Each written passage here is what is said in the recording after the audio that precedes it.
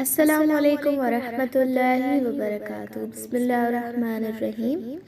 बेशक जिन मोहम्मद सल्लल्लाहु अलैहि वसल्लम ऐं जेके उन ते नाज़िल थियो उन ते ईमान आंदो, पोइ उहे यहूदी या नसारा या साबी बेदीन सितारा परस्त या मलाइकनि जा पूॼारी जेको बि उन्हनि मां अल्लाह ऐं क़यामत जे ॾींहं ते ईमान आणींदो ऐं शरीयत मुहम्मद मुताबिक़ चङा अमल कंदो त उन्हनि लाइ संदसि रब वटि अजर आहे ऐं उन्हनि लाइ न ख़ौफ़ आहे ऐं न उहे ग़मगीन थींदा। ऐं यादि करियो जॾहिं तव्हां खां पको वाइदो वरितोसीं ऐं जबल तूर खे तव्हां जे मथां बीहारियोसीं त जेको किताब तौरेत असां तव्हां खे ॾिनो आहे उन खे मज़बूती सां झलियो ऐं जेको कुझु उन में आहे उन खे यादि करियो त मन अव्हां बची वञो, मगर अव्हां उन वाइदे खां पोइ बि फिरी वियो ऐं जेकॾहिं अव्हां ते फज़ल न हुजे हा त ज़रूर अव्हां खसारे वारनि मां थी वञो हा। यकीनन अव्हां खे पंहिंजनि उन्हनि माण्हुनि जो बि इल्मु आहे जिन छंछर जे ॾींहं जो कानून तोड़ियो।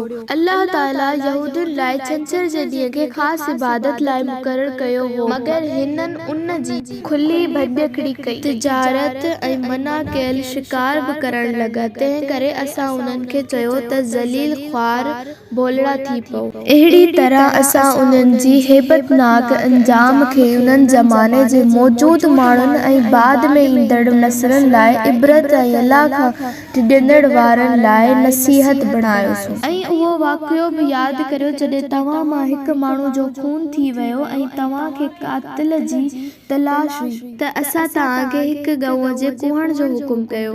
पोइ जॾहिं मूसा पंहिंजी क़ौम खे चयो त अल्लाह अव्हां खे का बि हिकु गऊं कुहण जो हुकुम थो करे त चवण लॻा छा तूं असां सां भोग थो करीं? मूसा चयो त बेशक आऊं अल्लाह खां पनाह थो घुरां जो आऊं जाहिलनि मां थियां। आख़िर चयूं त चङो, पंहिंजे रब खां दुआ घुर त असां खे उन गऊं जूं तफ़सील या वस्फ़ो वाज़े करे त गऊं कहिड़ी आहे।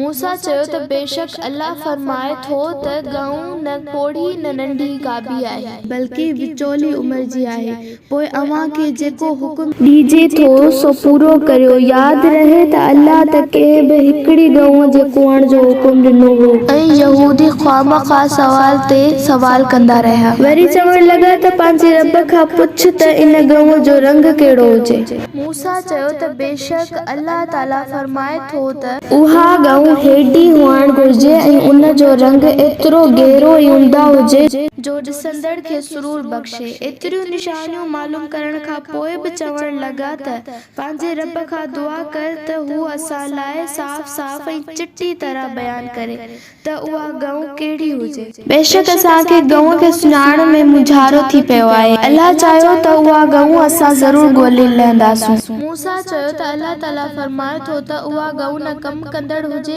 जेका ज़मीन में हर हलाए नई ज़मीन मां पाणी कढे पोख खे प्यारे, बल्कि बेऐब ऐं बेदाग हुजे। तॾहिं मस चयाऊं त हाणे मूसा तो ठीकु पतो ॿुधायो आहे। पोइ उन खे ज़िबा कयायूं पर हक़ीक़त में हू इहे करण वारा न हुआ।